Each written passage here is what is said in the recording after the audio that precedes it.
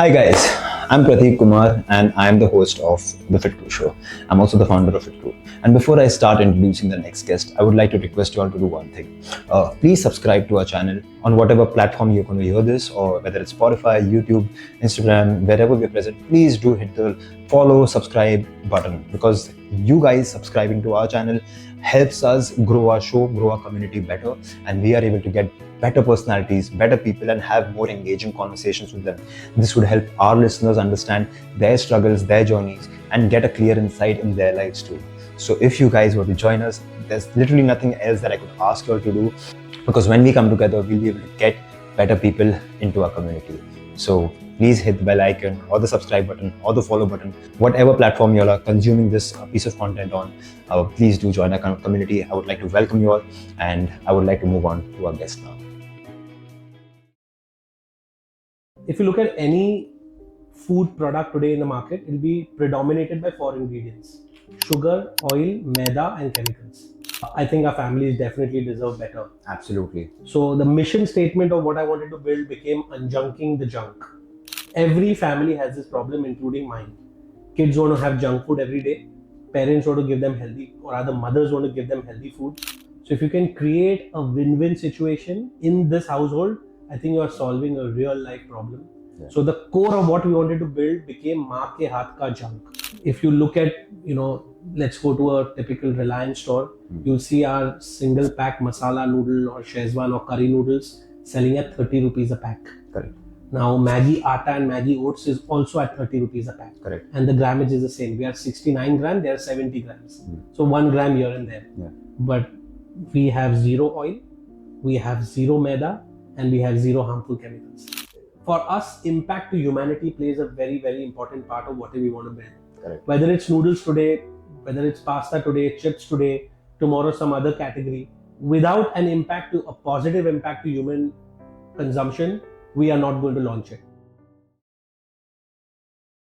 Welcome to another episode of the FitCru Show. I'm your host Prateek Kumar, and I'm also the founder of FitCru, and where we dive deeper into conversations with people who are kind of killing it in their life, in the professional space, in the personal space, in what they like to do out of purpose and their true calling, but at the same time they're trying to do something good to humanity. They're trying to make a positive impact with their presence, with their brands.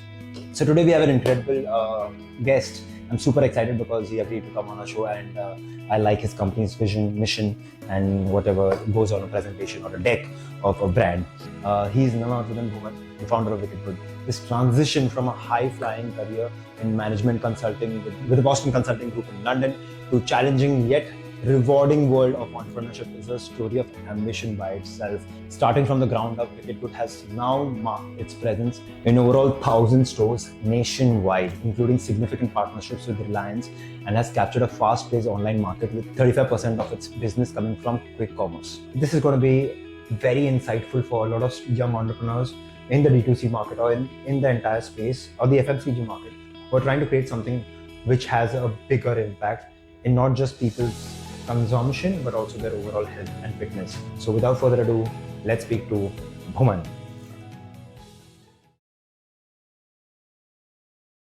So yes, guys, welcome Bhuman. Thank you so much for coming over, and thank you so much for agreeing to do this. I know you are super packed with the things that you're doing with Wicked Gud, and I love your t-shirt. I'm going to ask for one. Please send one. Oh, you need to shut the lights, then you'll appreciate it even more. It glows. Yeah, I know. I saw you enter, and when you were entering, I was like, wow, I fucking love it. So great. Thank you so much. But before we start, can you tell all our viewers, all our listeners, everybody who's seeing this or hearing this, that what is it that you do? Why did you decide to do it? Well, I think basically our food is screwed. All the empty calories, the sugar, the oil, the carbs, and the artificial elements that one can't even pronounce made me think twice before consuming them, let alone my family. And when I realized I wasn't alone, I thought I should change it. If you look at any food product today in the market, it will be predominated by four ingredients: sugar, oil, maida, and chemicals. I think our families definitely deserve better. Absolutely. So the mission statement of what I wanted to build became Unjunking the Junk. Every family has this problem, including mine. Kids want to have junk food every day. Parents want to give them healthy, or other mothers want to give them healthy food. Yeah. Kids end up dictating consumer behavior. mothers end up domesticating junk. So if you can create a win-win situation in this household, I think you are solving a real life problem. Yeah. So the core of what we wanted to build became maa ke haath ka junk. Of course, we had a lot of advisors, a lot of very smart people help us along this journey to get to where we sort of wanted in terms of positioning. But that sort of became the core. So when I didn't have a brand name, when I would go to these advisors and potential investors, I would write guilt-free eating. That's the core of what I wanted to build. Yeah. And then when we had the likes of Ashwini Deshpande, Santosh Desai, Rinka Banerjee, all of us sort of huddled up. Even Ravi Nigam, who sold to Mars International in 2012. Wow. We thought transformation as a subject really resonates well with Gen Z consumers, and it has to be a brand that is quirky, that touches the heart, soul, and nerve of the consumer. Correct. So we huddled up to answer 4 basic questions: who's my target audience, and what are their likes, dislikes? Yeah. How does the product that I'm going to create translate into the need of this target audience? Correct. What should the messaging strategy be to touch the heart, soul, and nerve of the target audience? And what does my brand stand for through the life cycle of my target audience? If I can answer these 4 basic questions as they sound at day 0, a lot of my understanding of the brand, of the persona, will really become easy as I move on. So we figured transformation as a element really works. Targeting kids and mothers and families really work. When you say transformation, you mean like magic. Like how is this even possible? This is guilt-free eating. So look at high indulgent food categories. Correct. And try to unjunk it. Okay. So the core of junk. When you think junk, you think noodles. Yeah. Like it's the core of it, made out of refined flour, completely deep fried, filled with chemicals. You don't know what kind of crap goes in your seasonings. Correct. Yeah. So that's at least for me, and it's also comfort food for many in this country. Absolutely. Given the influx of Maggie and other players probably 10, 30, 40 years ago. Correct. So coming back to this entire concept of transformation, we said, let's build a brand that is quirky. So let's have a nomenclature which is very much in line with Gen Z consumers. So Wicked Gud became transforming wicked indulgent junk into good nourishing meals prepared by mothers. And because we've used ingredients that are known to every mother, Wicked Gud as a brand name really resonated well with all our audiences, both mothers and kids. And wicked today is not negative connotation for Gen Z consumers. It's something that's overtly good. How was the party last night? Oh, it was wicked. So that sort of became the the core of what we wanted to build, along with the entire lens of the mother and the kid at the household. Coming to my background and how I got into this, well, I've been born and brought up in Bombay, did my undergrad from BITS Pilani in Dubai. Okay. Thereafter, worked in a company called Grundfos, which is the world's leading water pump manufacturer. Was doing sales engineers for Qatar and Middle East. Grundfos is a very premium product. To sell that compared to the Chinese equivalent was quite a challenge. So I sort of got exposed to sales at a very young age, which I still feel that I'm more a salesman than anything else in my own company. Then I got placed at another company, which was an IT services company. Okay. I was doing staffing across the US and the Middle East. Then I got an opportunity, went to INSEAD, did my MBA, got placed at the Boston Consulting Group in their London office. Wow. Did a lot of consumer goods cases across Europe, but always wanted to be an entrepreneur. Went to INSEAD to be an entrepreneur. Okay. But then when I saw these amazing so-called consultants, I thought, let's do this for a couple of years. Yeah. It will only help in building the entire understanding of business, of consumer, Correct. So happy to walk into one of the East India company stores in central London and was mesmerized by the experience. And that's when I thought something like this might work in India. So then got an opportunity. Eureka moment, right? Got an opportunity, met with Sanjeev Mehta, who's the owner of East India company. Okay. And he sort of showcased this entire different world. Then because I had no knowledge of tea or coffee, I learned under Jane Pettigrew, who's the, she won the British Empire Medal for a contribution to tea and coffee. Got exposed to a lot of plantations, lived in some of them, and then came to India in 2016, quit BCG. Friends and family called me a fool, but I was super passionate of what I wanted to build. Started TGL, which was in the premium and luxury tea coffee space. Scaled it to a certain level, relinquished control and partially exited to strategic investors, and now building Wicked Gud. Now with TGL, the learnings were very different because it was a premium luxury product, selling teas at 18,000 rupees a kilo in the Indian market. Correct. But I love it. I love TGL. The Mojo. Mogo. Yeah. Mogo. I freaking love it, bro. Right. Like, I mean, and I don't like green tea. I'm more of Yeah. a black coffee guy. But yeah, like. So it was about democratizing green tea there. And now here it's a very different target audience, a very different, we're targeting kids and moms here. Yeah. Obviously, teas can't be consumed by kids. So there was a very different target audience. And here we're selling things at 400, 500, 600 rupees a kg. So very much in line with, mass premium audiences. Correct. And categories that are very large, right? So that was the inherent question that we asked when we locked ourselves in the room with those advisors. It's a David versus Goliath situation. I mean, you decided to go straight after Nestle. So, I mean, you didn't go after it, but I mean, you know what I mean, right? Correct. Yeah. But it's like you're creating your own space. Absolutely. Yeah. See, it's about, for us, impact to humanity plays a very, very important part of what we want to build. Correct. Whether it's noodles today, whether it's pasta today, chips today, tomorrow some other category, without an impact to a positive impact to human consumption, we are not going to launch it. So that sort of core, the transformative core, the parent mother core, I will not launch anything that I can't feed my own children. Correct. So I'm very, very clear about that vision, and not only me, the entire company, the culture is ingrained in that way. So whatever we do, whatever we build in existing and in future will be way better than the nearest product available out there. And in terms of taste, I'll try to match it, or it'll be probably 80, 100. Correct. So that's at least what we're trying to do. But obviously, you can't really launch the perfect product. If you've launched it, then you've launched too late. So there's been a constant quest of improvement in all the launches that we've done. To give you an example, the product that we launched, we've discontinued it today. So that was the product that you buy, your moat or your first product. The first product of Wicked Gud is no longer in Wicked Gud anymore. So we started this company with a gluten-free pasta. Okay. It was made with lentil, chickpea, and brown rice. Okay. As much as I can still swear by it, and the macros are amazing. Beyond a point, it did not scale in India because the insight that we got from consumers is that they cook pasta in a cooker because they're not that aware. And when you cook a gluten-free product in a cooker, it's going to disintegrate and become mushy. Porridge ban jata hoga. Porridge, and then people will just put it on social media, abuse you, say a lot of shit about it. So instead of going that route, we said let's go at a grain level. Yeah. Let's add some durum wheat to it. Let's still keep the macros way better than the nearest competitor, whether it's Barilla, whether it's Borges, or many other products. So we created a product again, with the help of our R&D team. And today that is one of the best selling products on many quick commerce platforms. So very happy with the entire way it's gone about. But the intent was always to build a noodle brand. But because the AOV of noodles is so low and we started during COVID times, we had to start with pasta. Okay. And then we got in noodles, and now we also have chips.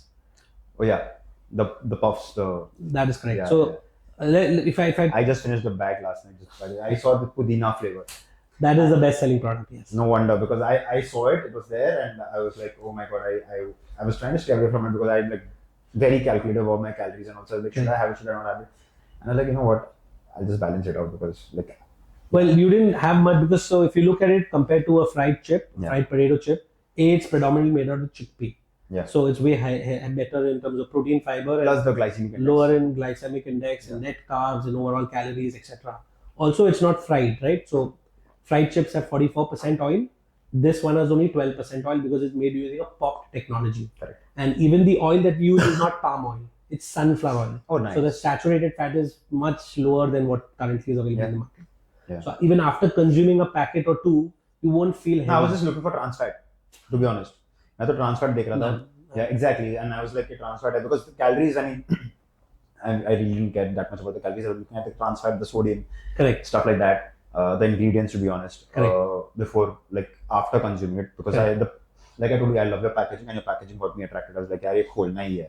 Or khana hi hai. And obviously, because I was meeting you, I was like, yeah, I will give you honest review about it. Right. And bro, I am brutally honest. If I don't like something, like I told you, I like to be honest about certain things like taste, price, whether it actually is what they're claiming it to be. There are certain brands out there which claim to be whatever, healthy. Of course. Certainly quite a few actually. For example, even if I was to take something as, I don't know, unhealthy as a Donald's burger, right? And because it's obviously they have a certain process and system and technique. And I was to probably just change the buns to a whole wheat bun and make it gourmet and have a green color logo with it. The mindset of the consumer would be that, "Arey yaar, ye to healthy hoga. Correct. Gourmet hai, green color hai, so maybe it's healthy and they will consume it at a premium price." Correct. Right? But you don't do that. You've kept your price point really sensitive. Like, Correct. I mean, I don't know how you're existing because bro, honestly, because the first thought for me was like, I mean, as a consumer, it's like अगर कुछ healthy होगा तो महंगा होगा. Correct. How did you manage to beat that? Yeah, well, so we've used indigenous ingredients. There are a lot of pasta companies out there. Pink Harvest is one of them, where they import some of their products. At least they used to. So we've tried to save on those import costs. All our ingredients are sourced locally. Okay. The contract manufacturing is done on a job work basis, so it's way lower in terms of conversion costs. The packaging material we buy in bulk. Yes, I do have some extra inventory, but because we buy in bulk, the per unit cost gets lower, which sort of helps in my gross margins. Okay. If you look at, let's go to a typical Reliance store, you'll see our single pack masala noodle or Szechuan or curry noodles selling at 30 rupees a pack. Correct. Now, Maggi Atta and Maggi Oats is also at 30 rupees a pack. Correct. And the grammage is the same. We are 69 grams, they are 70 grams. So 1 gram here and there. Yeah. But we have zero oil, we have zero maida, and we have zero harmful chemicals. So that's a clear, win over apple to apple, bro. Apple to apple. Apple to apple. It's like the only differentiation over there, and you've actually gone. I would personally feel that you've actually gone behind the right people is because the only differentiation would be like the 20% taste. Correct. जो मैं Maggi पहले बचपन से खाते आ रहा था, मुझे यार वो याद है कि मैं ये फ्लेवर था, गीला ऐसा होता है, सूखा ऐसा होता है. Even there, if you have any production post the November batch of our masala noodle, okay, because we changed the recipe, we changed the seasoning. Now it's probably 1920 to a Maggi. Okay. Very, very similar in taste. Okay. Even the aftertaste, even the first taste. There's one of few things that we cannot ever achieve. For example, the softness, because there's no maida, because it's not deep fried, it'll be a little harder than a typical Maggi. The length, because of the kind of ingredients you use, like oats, there's a lot of fiber in it, so it tends to break off a little. You will still have probably this much of a length rather than this much of a length of a typical. कितना सोचना पड़ता है ना when you're making a product. So many consumer insights, right? Because as a consumer, whenever I would consume Maggi or any other brand of noodles, I would crush the packet and have it. Yeah. So for me, length wasn't as important. Even now, there are about 30 or 40% of consumption done by this way, right? But there are 60%. Fit नहीं होता ना. We have such a small container. Exactly. And we had it during college time. So we were doing it in a microwave in that chotu box. Exactly. So in that way, there's no way that it's going to fit. But there are a lot of consumers who value the length. So then we have to change again certain recipes, do certain ways of increasing the length so that there's lesser breakage. Correct. Which is why I said if you have the product post the November or December batch, you'll see a much more improved version both in the base noodle as well as the tea seasoning. Lovely. So coming to this again, we've made the noodle using a SCAD technology, steaming, convection, air drying. So not a drop of oil is used in the entire manufacturing process, resulting in the saturated fat to be 96% lower as compared to Maggi or any of the other guys. Wow. Now, I wasn't even aware before this company started that all instant noodles are deep fried. For me, it was a product which I would boil in water, so that was healthy. Yes, it was made of maida. Right, so it was actually deep fried. So that was one of the things that opened my eyes. And when I see the back of pack, the first ingredient is refined flour. The second ingredient is palm oil, edible vegetable oil. So all of this is probably really harmful for kids and your family members. So we said if you want to build a product, we'll probably try and eliminate all of this and create something way healthier than what's available. Correct. Yes, initially there was a compromise on taste, but then we met Kunal and many other investors that we have, and they said you don't get extra marks for health. So try and have that thin line between health, taste, and price, and try to match the price and taste as much as you can. Yeah. And by the way, if it's healthy, because health is more a discovery when it comes to consumption in India, taste and price are two primary drivers. Yeah. Then it becomes a little easier. So if you see my pack as well, nowhere in the front of pack would you find health mentioned in such a big way. It will mainly be, taste. There's an appetizing bowl of the noodle. There's of course Shilpa Shetty on it. That's the chips. Yeah, perfect. And that's what I was saying. Like, I mean, the thing that I really liked about the packaging was this pinky promise that you added over here, and that's just so freaking phenomenal because I was speaking to one of my mentors, like this was 2-3 years back, and he was telling me that if you want to really create a long-lasting impression when you meet somebody, when you're saying bye, and you struck a deal, do a pinky promise with them. I was like, why would I do that? He's like, because probably this guy that you're meeting, because even you are meeting a lot of people, right? So even this guy's probably meeting a lot of people. Correct. How the fuck is he going to remember you? Right. Like you shake hands with everybody, right? Correct. But if you close something, you guys have achieved something together, you all have agreed to work together on something, do a pinky fucking promise because that is going to be remembered. So that'll never go. So I saw the pinky promise and I was like, yaar, ye banda to barabar. It's also a natural insight with kids, right? Because when they're growing up, you want to promise them something, you want them to promise and do something, you do a pinky promise. Correct. And because we're building a brand for kids and mothers and families, we thought having that will really just help from an emotive perspective. But I'm glad you saw it's quite small in the pack, but whatever is there is a reason why that particular thing is on the pack. Even that pinky promise is in the exclamation dot. There's an entire exclamation mark. If you look at Wicked Gud, the I in Wicked Gud is an exclamation mark. It's inverted. So again, that's just to bring out the fun, the quirk, the action that the brand brings on. Correct. So every packaging will have that exclamation mark. In the spaghetti, that exclamation mark is the see-through. Yeah. That's right. Okay. So we've tried to, have certain elements in the packaging that are universal. For example, the dual colors. If you see each and every packaging will be half and half in terms of colors. Yeah. So that's chips. That's that. If you look at the noodles, again, you take the Szechuan or the masala noodles. So again, you'll have those dual colors. Correct. Next, we're coming up with cup noodles. Now, even in the cup noodles, you'll have those dual colors come up. Now that you've told me this, I'm just looking for the inverted eye everywhere. Lovely. So yeah, that's great. But how has the journey been, like overall for you, as somebody who was obviously selling to the premium audience first? You're selling a higher ticket value for teas. Correct. I mean, not being a tea drinker. I mean, this should be a good compliment, right? Like, I'm not a tea drinker, but I went to somebody's place and they told me that this TGL is damn good. Like, the box was really nice, the packaging was phenomenal, and I was like, okay, fine, I'll have it if there's no black coffee. And it was a little later in the evening, I had it and I was like, this is phenomenal. Like, this tea is good because it kind of hit those points in my head that, yaar, ye to shayad therapeutic hai. Like kada peete to kaisa lagta hai. Maybe this is therapeutic. The taste is good. Yeah. It doesn't feel as boring as green tea. Correct. And I feel like I'm having something nice. Yeah. Like overall, aisa experience tha. That was my experience when I was having tea. It wasn't like, yaar, main chai pi raha hu. Right. An average Indian consumer, when they walk into a supermarket, they look for two things: what's new, what's an offer.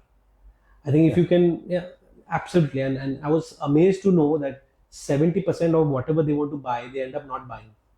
So for me, I think 90%. I was just like so distracted. I think I have a 3 or 4 item grocery list, and I enter the grocery store and I'm like, "Arey, ये भी अच्छा लग रहा है." Offer पे, like you said, हाँ, इस पे कुछ है, दो देंगे तो. They get upgraded to a larger pack of the same product. Yeah. Or they get upgraded to something very different, which is in the same category. Yeah. So I think these are great insights. So if you take just those two things and if you try to fit our product into a Reliance Retail Smart Bazaar shop, I think it's a marriage made in heaven. So Reliance is actually now working very closely with us. We will be there in predominantly all of their stores very soon if things will move in the right direction. Wow. We're already in 150 stores of Reliance across the country. And all with this what's in offer, what's new kind of mind space. So we're very aggressive in retail. We started retail about 8 months ago. I think today, if you want to build a consumer brand in India, just online won't make the cut. You'll have to be omni-channel, especially in the categories that we are in. Also because you can't really make much money.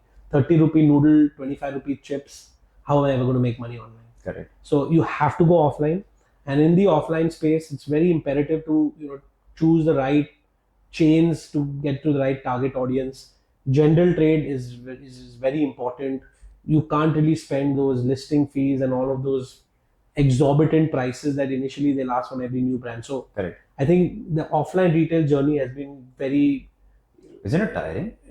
tiring, yes, You know? but what is it, right? So No, I get it, but like when you're just describing it and saying that okay, Reliance stores, yes, great to be there. Like it puts your brand right up there with the aspirational segment. no, but it took a lot of time to get there. I mean, I'm saying it as it's done, but to get it done, it was I think hard work. the entire journey from 2019, you've just been getting to this place. 2021, we're a 2-year brand only. Oh, oh, you said COVID, so I was assuming that okay. No. So 2021 November we started selling. 2021 May I incorporated the company.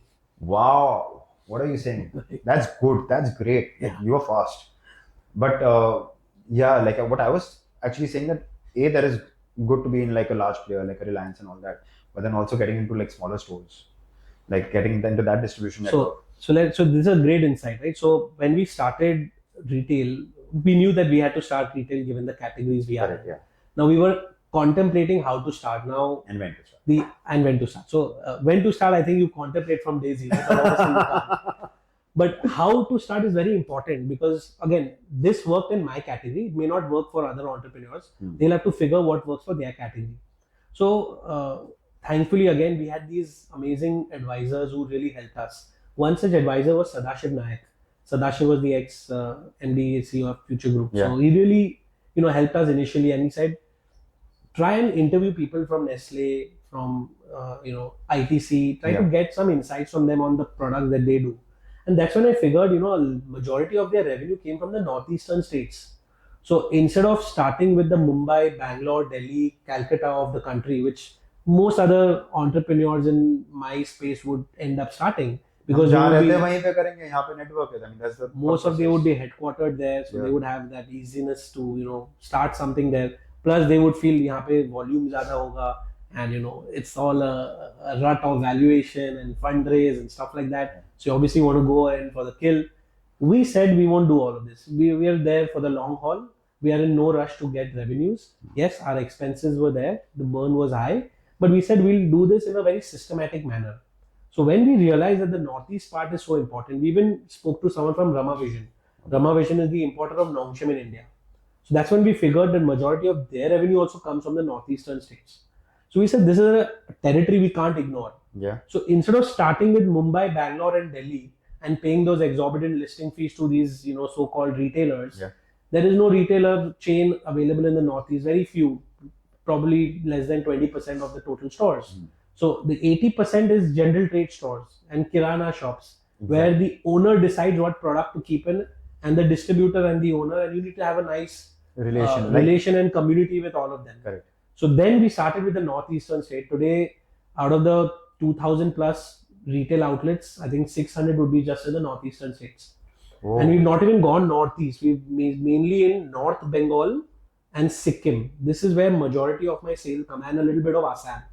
Okay. So we're in locations like Siliguri, Jalpaiguri, Balurghat, in Sikkim, like Gangtok, Rongpo, Singtam, Manghar. So these are all remote locations in these part of the towns, but great insight again. First time I visited Sikkim in my life was 6 months ago when we went for a market visit.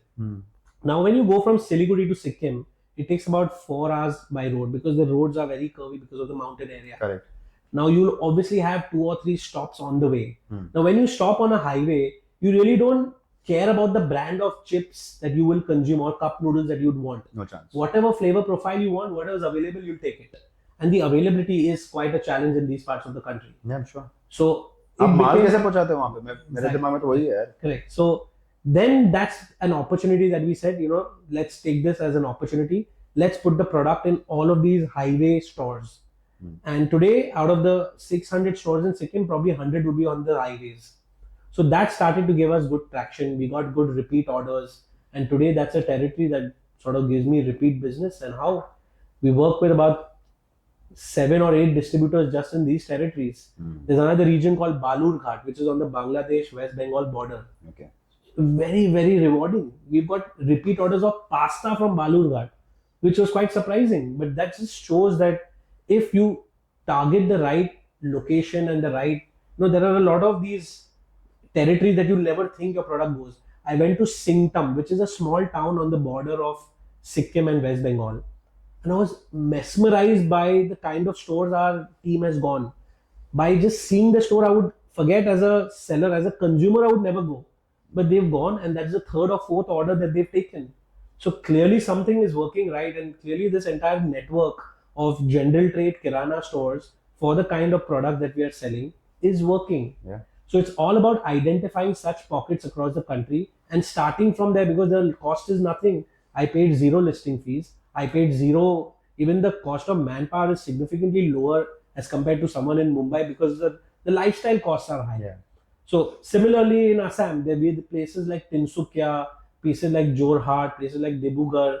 These are all I mean, I haven't even heard of these places. exactly right, because we live in a bubble in Mumbai, in cozy stuff, and we feel everything goes online, big basket, Blinkit. Yeah. It doesn't work like that, right? The real deal, the real Indian shops in retail outlets, and in retail outlets like this, where you need to understand your barrier to entry is very less. It's just about barrier to distribute. Correct. So if you can get the distribution right in such locations, they can be really rewarding markets for you. Not that we aren't in Bombay, Bangalore, Delhi, Calcutta. I'm we sure, are. but like you wouldn't even think about that as a market, right?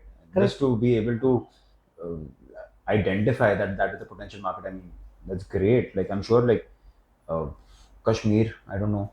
Kashmir, so we've not done much work there, but Kerala is another very rewarding market for us. What are your top 3 products? Masala noodles, Okay. Hakka noodles, and the Pudina chips. Oh, lovely. So I had one of the top 3. This is by volume.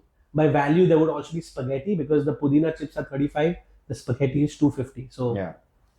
No, but I mean, I would say that your goal is to get everywhere, right? So when you want to get Absolutely. everywhere, then you want to look at the price point and make sure it's everywhere. And I think we've scraped the surface. We've not gone institution, we've not done Horeca, we've not done probably a lot of retail, right? There are more than 20,000 probable outlets that we can place this product in. We're in 2,000. So we're way lower than where we have. Matlab, I'm just thinking about the way the entire consumer mindset is going now, like the way people were in terms of their health or how much they cared about their health and fitness or wellness 5 years ago versus how much they care now versus how they will care probably in the next 3 or 4 or 5 years. I'm thinking your noodles should be placed. Like this is the coach in me, the fitness guy, Right. saying that your noodles should be fucking placed at a cycle guy in Goa at 12 o'clock when somebody who is like kind of drunk and Right. going for a meal. Correct. Because I mean, even when you're that uneasy or in that state, you want to consume something that is tasty, but you want to make a healthier choice. I'm glad you spoke about Goa. Goa is also a very good territory for us. Yeah? Mainly for the chips. Okay. Because of the kind of consumption of alcohol and other stuff.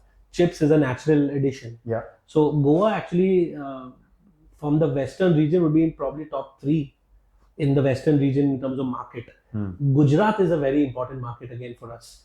Now we're also going to get into modern trade in Gujarat. Once that happens, it probably will become number 1 territory for us in the western region, even more than Maharashtra. Wow. Also, of course, the team also plays a big role. The amount of team that we have I think we have more than 12 distributors in Gujarat itself. But the deployment of the team will also depend on the market analysis, right? I mean, you're sure about the market and see again, it's about those initial costs. Yeah. If I have to go to a modern trade chain based out of Mumbai, Yeah. 20 lakh, 30 lakh, 10 lakh, can't pay that kind of stuff. I pay zero. Either it's zero or I don't go in. Yeah. It's very simple. So our approach to doing business is very different than a typical entrepreneur who wants to start up in the consumer space. What's your marketing principle? No, I think every consumer brand in India is not selling a product. Yeah. It's selling the brand. You're building the brand. Correct. What is the business you are in? You're in the business of building brands. Correct. I think that's very clear. I think the faster you understand that as a entrepreneur, Yeah. the better it is. Even consumers will relate to you because of Wicked Good and not because of chips or noodles. Yes, Wicked Good has healthy products, one of which is chips, one of which is noodles, so on and so forth. But the brand is always before everything else. Absolutely. In terms of marketing, I think the way we look at it is currently it's all about distribution and trade marketing, because without the kind of distribution and the kind of products that we have, it's impossible to just do a digital campaign and expect millions to buy it. I think everyone's playing that game, right? The Instagram, the Meta, the Google game. I think it's like a hygiene check for any company starting up. Digitally, you have to be strong. Yeah. Instagram, you need to have followers. You need to have. So I think that's where, if I were to, or rather, if I would have started this company and done it, I would never take a celebrity like Shilpa Shetty that early in the game like I did here. How did she come I on think board? that's a different story. We'll come right? to that. We'll come to that. But yes, please continue. So I think having even a celebrity come that early in the game, in less than 1.5 years of existence, Yeah. I think has really helped the brand, right? Even from a marketing parlance. Yeah. Shark Tank has been a great way of marketing. I think if you ask me the hack for any consumer brand today in India, at Get least, featured on Shark Tank. just get featured on Shark Tank.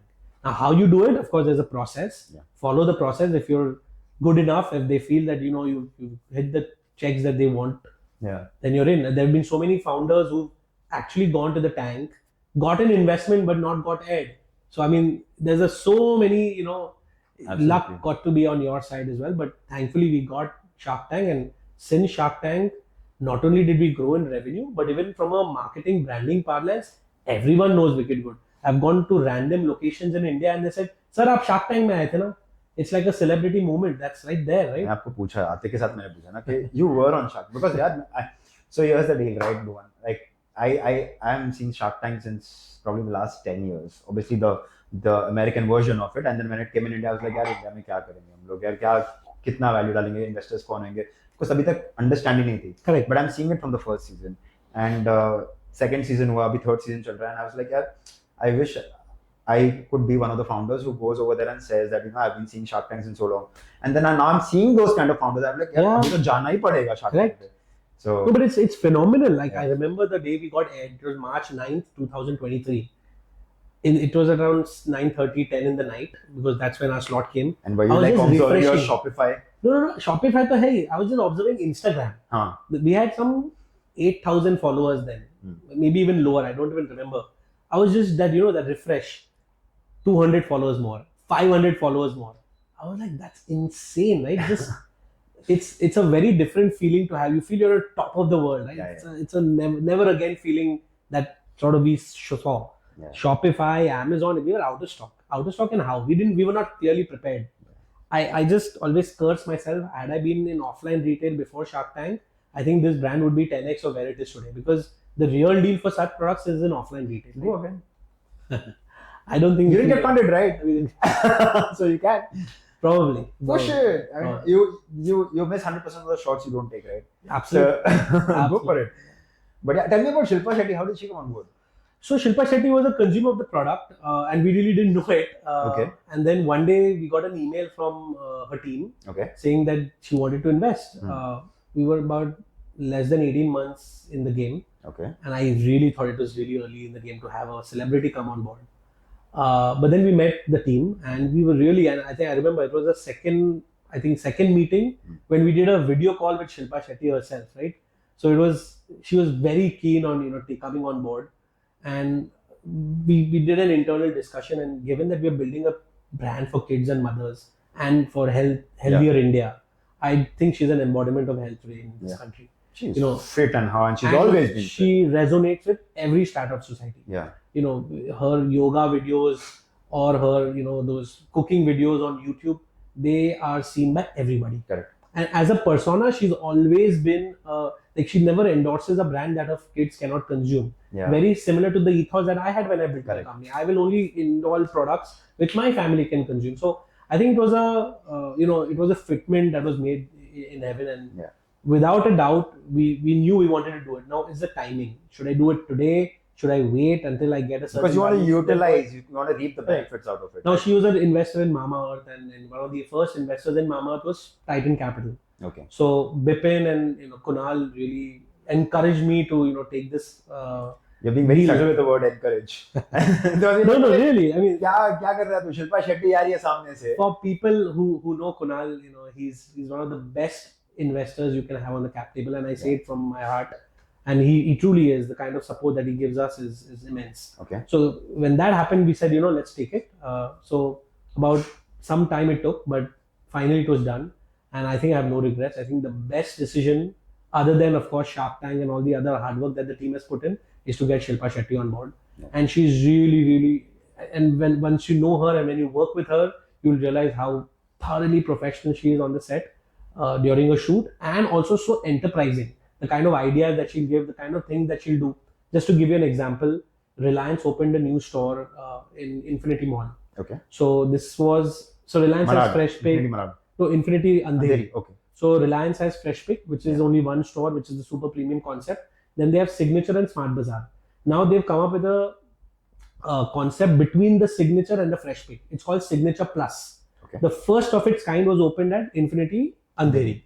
There, Wicked Gud was given an SIS. A storage store. A stop and stop. So if Stop and store. Okay. if you go in, there are 10 different kind of noodles.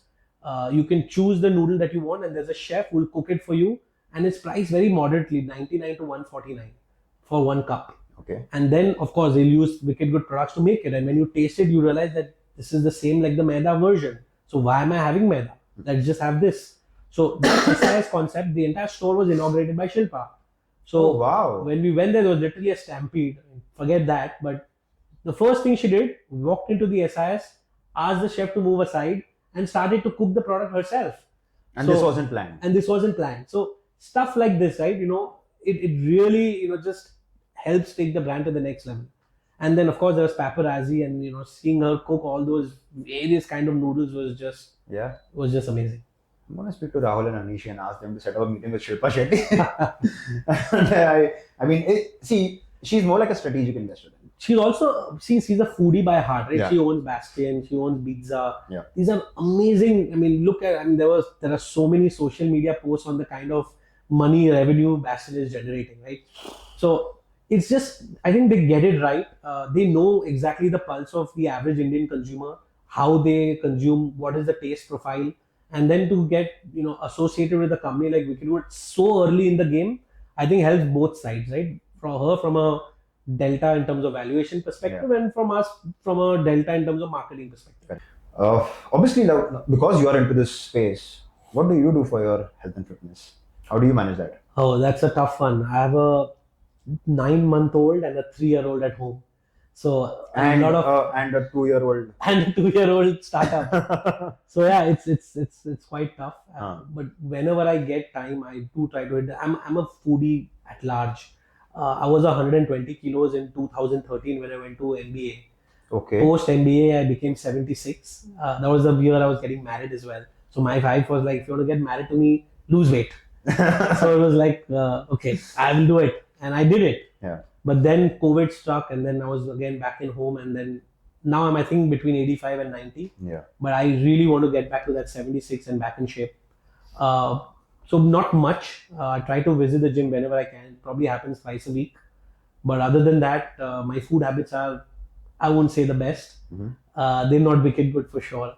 I do consume a lot of it, but I also do consume a lot of other shit which I shouldn't. So that's fine. I think the key to overall health and fitness is about trying to find the balance that works for you. Correct. I'm not trying to pitch my product, but ultimately that's the goal. That's what we incorporate. We try to push that, where you're not trying to label food as good or bad. I mean, I'm sure even though your entire company is saying that okay, no maida, and you don't want to use maida in your products, there would be times in your life, in your month, that you would end up consuming some maida because it's around, it's everywhere. Absolutely, right? yes. You would consume it, but what you're doing with the company is you're trying to limit it and trying to push more of the good stuff so that you consume less of the bad stuff. Absolutely. Bad or the less of the higher glycemic load, higher calorie stuff. Let's put that, or ultra processed stuff. Correct. Not like your food is not processed, but again, processed is what? It's even boiling vegetables is a process, right? Right. So just lesser processed and healthier version, healthy for you, is what we should go for. That's fabulous. But overall, like, isn't this entire journey as a founder, while you're managing your family, like being there for your kids, and I know I've stalked you on Instagram, and I know that you're a very hands-on dad as well. Doesn't it get very stressful and challenging? Startup चल रहा है, बच्चे हैं, fundraise चल रहा है, products सब जगह करना है. I think my biggest strength today is my family. Had I not got the support of my wife and my kids, I think it would be impossible building any brand. Forget the second time. The first brand itself would be impossible. So I think I've been blessed that way. Okay. I have the best family that anyone can ever get, and the best support that anyone can ever get. Yeah. Because it is very stressful, right? Even financially, it's very stressful. I'm sure. It's not like I'm earning what I was earning at BCG London. So it's a huge hit, and you're going to be prepared for it, and you get the support from your family. So daily chores, everything, there's contribution from my wife, and proudly so. So I think one is for you to accept it, and the other thing is for them to support you. I think both of which I'm blessed to have both. So I think it is still tough. There are many a times where I regret being either a entrepreneur or a father, but I think it's a thin line, and I think we've been managing so far. Yeah, that's what you do with your company. That's what you do with your life. Right. I try to manage it better. Correct. Like the good days, bad days, not so great days, but yeah. Absolutely. I think overall that's how it'll go. So what are the next plans for Wicked Good? Cup noodles. We'll launch cup noodles next month. Exports. We've gotten a huge order. I was going to ask you that, like, because like I mean, it's a homegrown brand. Correct. Your supply chain, everything, your manufacturing, everything is over here. So we're starting North America next month. Wow. We're starting the Middle East the month after. Okay. And we'll start the UK as well the month after. Okay. North America and Middle East, we're in talks. North America, we've already got the order. It's just about the packaging. There's some amount of fringe that needs to be incorporated because of Canada. And once that happens, we'll go. Middle East, there are 2 or 3 distributors that have reached out. So we actually have a choice of choosing who we want to work with. But we will be in all the top stores very soon in Dubai, at least to begin with. 7-Elevens and the Choi Charms, Charms. all of those will be there. Yeah. With the UK, it's going to be more of a GT approach to begin with. Okay. And then because it's very expensive to start with the modern trades directly. Yeah. So that's the approach that we're taking. Again, we're taking it slow. It's not something that we have a separate team focusing especially on exports. It'll all be, as and when basis and organically done. But the focus is going to be offline retail, the cup noodles and the institution business. So we're probably targeting airlines, targeting movie theaters, targeting such stuff where, the cup noodles can be consumed on a regular basis. Correct. So right now the goal is to get more eyeballs. More eyeballs and reliance. I think if we can get from that 150 current to let's say 1,000, 2,000 stores of Reliance, I think our top line will become 3 times, 4 times of what it is currently. Are there any other brands out there? Because even I would like to know for myself, and the viewers would like to know for themselves, that you would probably try to connect. And I'm not saying that it's not from a point that promote one brand or the other, but it's about there are more founders like yourself. I think so many. I think Whole Truth Foods is doing a fabulous job. Yeah. And really connect with the kind of communication that they've been having. Yeah. Shashank is brilliant on Instagram. I think he doesn't require a Shilpa Shetty or any of these other celebrity. He himself is a celebrity now, the way he's been promoting the product. So I think Whole Truth Foods really resonates well with the kind of communication and the kind of audience that we have. I think another good brand would be the Yoga Bar. I think fabulous job. Suhasini and Aditya are doing 2 girls and even the husband's involved. Okay. So I think a fabulous job. I think these 2 brands definitely stand out from all of the others out there. Yeah, that's exactly those 2 names that came to my head, because apart from that, I don't see a lot of people actually coming out there. Correct. And वो सीना ठुक के बोल रहे हैं कि भाई हम कर रहे हैं ये, हम healthy कर रहे हैं. But there are a lot of people, like I told you at the start of this entire talk, that people are actually just saying that we are better for you. Correct. No, I think in the infant food space, there's another brand called Slurp Farm. I think again would Slurp Farm Mile, like they just come up with another category also. Correct. But yeah, that's also there. Yeah, so it's great to see, like, for somebody like me who's trying to get people or convince people to make the healthier choice, to see that there are more options available. Absolutely. Right, and that's what we want. We want more options, because I feel in health and fitness, yes, there is a lot of consistency required. You have to be monotonous in what you do. Your workouts are boring. Correct. Your diet gets boring-ish. Correct.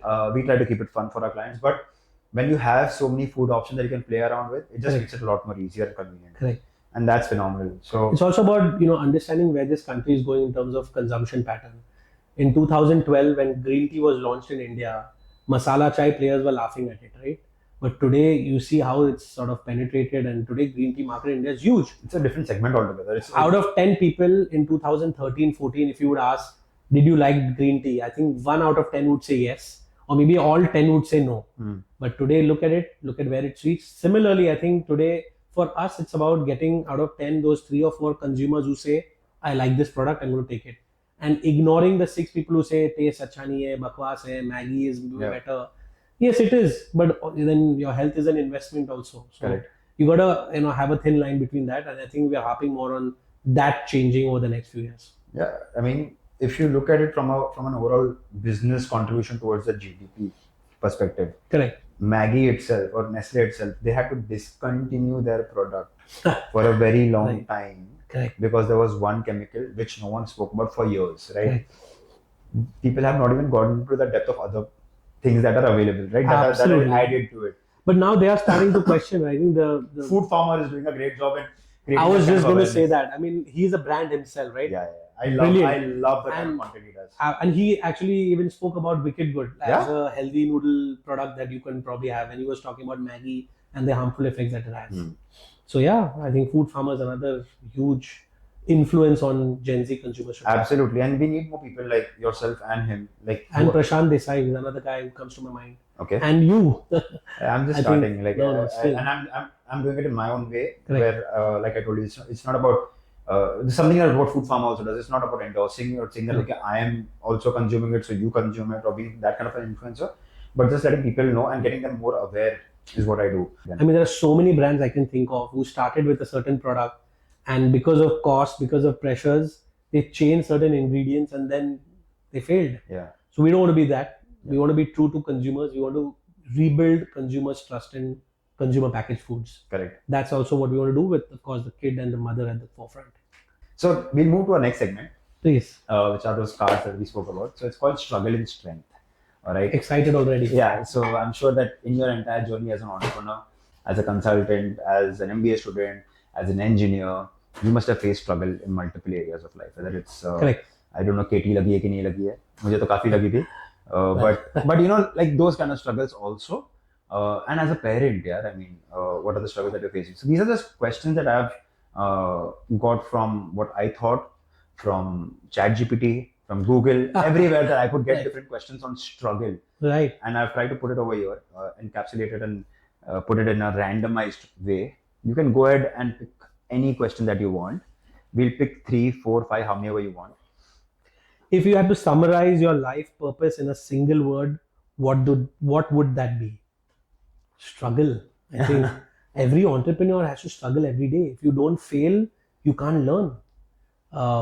If you embrace failures, the faster you do it, it's better. So I think struggle would summarize my life in a word. You want to fail fast, fail quick, na? So because like nobody wants to talk about the Amazon Fire phones. Nobody wants to talk about the other things that they have tried with so much love, passion, investment, and not worked. And something like Amazon Web Services, which just killed it for them. Correct. I don't think you fail. I think you learn.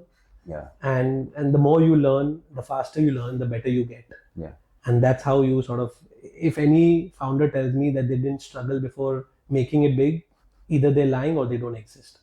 So struggle is something that would answer to this. Lovely.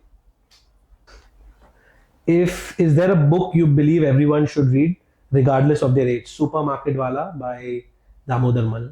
One of the best books to understand the Indian mindset when going consumer shopping. Okay. Brilliant book. Supermarket wala. Supermarket Wala. That's also his Instagram handle, by the way. Oh. Could you share one profound insight about the subconscious mind? That's a deep one. Go big or go out, I think. Yeah. Up or out, think big is something that's very, very important. Whether as an entrepreneur or in a way in life. I think it's always about having a vision and running towards it in whatever form you can. Correct. And do you believe that your thoughts become your reality? I definitely feel that they can be your reality. There's a lot of elements involved in getting there, but I'm a very big proponent of you making your own destiny. Create your own destiny. Yeah. But there are, even though you try your level best, sometimes you don't get there. But it's the journey and the kind of things that you do to get there that matter the most. Absolutely. So yeah. Last question or more? Yeah. What hobby do you most enjoy?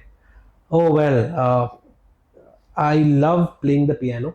What are you saying? Yeah, that's something that I should do a lot when I was young, but now I don't get time.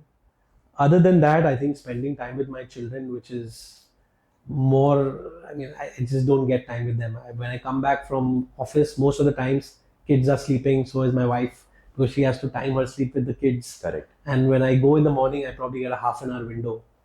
So yeah, that's this. Wow.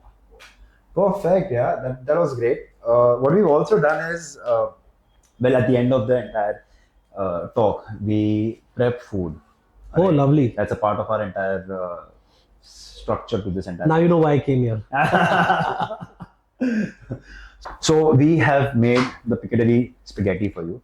Twist, like I told you, that it's a higher protein. Mhm. Obviously, we knowing that you're vegetarian, we want to make sure that it's veg, and at the same time, how can we increase the fiber content? Yeah. How can we increase the protein content and make it a complete meal that Right. can be prepped easily? Because ultimately, the kind of people that you're targeting are very pressed for time. Right. Either it's mothers who are like handling multiple tasks, home, household, finances, people. It's quite a bit, right? So, and they have to also make sure that people around them are healthy, Of course. making healthier choices. So yes, this is one thing, and the second thing is that it's so tasty. So so please go ahead.